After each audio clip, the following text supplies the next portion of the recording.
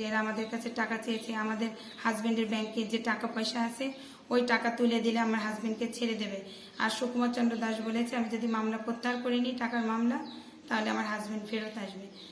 আর আমি এই এতদিন হয়ে গেল, দীর্ঘ 20টা দিন আমার হাজবেন্ড এখনো বাড়ি ফেরেনি। আমার হাজবেন্ডের পরিবারের সদস্যদের কাউকে কোথাও পাওয়া যাচ্ছে না, সবাইকে জিম্মি করে রেখে আমার হাজবেন্ডের কাছ থেকে স্বীকারোক্তি নিয়ে কি করছে জানি না। থানায়, সোনাডাঙ্গা থানায় জিডি করেছিলাম, ওখানে আমার হাজবেন্ড নাকি আমার বিরুদ্ধেও জিডি করেছে। আমার মামলা দাখিল করার পরে, আদালতে মামলা দাখিল করার পরে আমার হাজবেন্ড নাকি ভিডিও কলে কথা বলে থানায় জিডি করেছে। তাহলে ভিডিও কলে কে কথা বললো আর থানায় এসে কে কে জিডি করলো?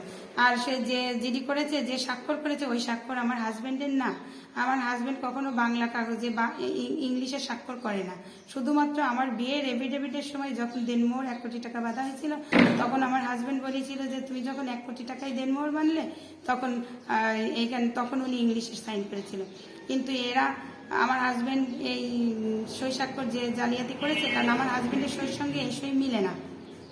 আর আমার হাজবেন্ডকে গুম করে রেখে আমার হাজবেন্ডের মোবাইল এরা বাংলাদেশে ব্যবহার করছে। আর ডাক্তার নাগরিক আন্দোলনের, বাইরের নাগরিক আন্দোলনের সদস্যরা সবাই বলেছে আমার হাজবেন্ড হলো চায়না গিয়েছে, কিন্তু তার ফোন বাংলাদেশে বাসছে, তার ফোন থেকে টাকা ট্রানজ্যাকশন হচ্ছে, মোবাইল থেকে টাকা ট্রানজ্যাকশন হচ্ছে, ব্যাংক থেকে ইস্টার্ন ব্যাংক থেকে টাকা ট্রানজ্যাকশন হচ্ছে। তাহলে আমার হাজবেন্ড যদি বাইরের দেশে যেয়ে থাকে, তাহলে তার ফোন দেশের ভিতর কে ব্যবহার করছে? এবং এই নাগরিক আন্দোলনের অ্যাডমিন থেকে মেসেজ দিচ্ছে আমার হাজবেন্ড, তাহলে নিশ্চয়ই অ্যাডমিনে যে 5 জন আছে, এই 5 জনই আমার হাজবেন্ডের ফোন ব্যবহার করছে এবং আমার হাজবেন্ড এদের কাছেই জিম্মি আছে।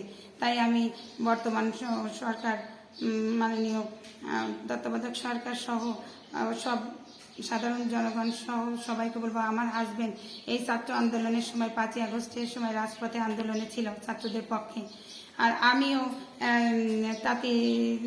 তাঁতিদের দলে ছিলাম, সেই তাঁতি ছেড়ে আমিও আমার হাজবেন্ডের সঙ্গে রাজপথে মিছিলে ছিলাম ছাত্র জনতার সঙ্গে। তো আমার হাজবেন্ডকে উদ্ধারের প্রয়োজনীয় ব্যবস্থা করেন। এবং এরা হলো ডাক্তার বাহার, ডাক্তার সুকুমার, এরা হলো ভারতীয় রয়ের এজেন্ট এবং এরা ইন্টারন্যাশনাল মাফিয়া ডন। এরা স্মাগলিং সহ বিভিন্ন ধরনের অনৈতিক কাজকর্ম করে। এদের সম্পর্কে যেই জানে তাদেরকে এরা হত্যা করে ফেলে, তাদের পরিবার সহ জিম্মি করে রেখে।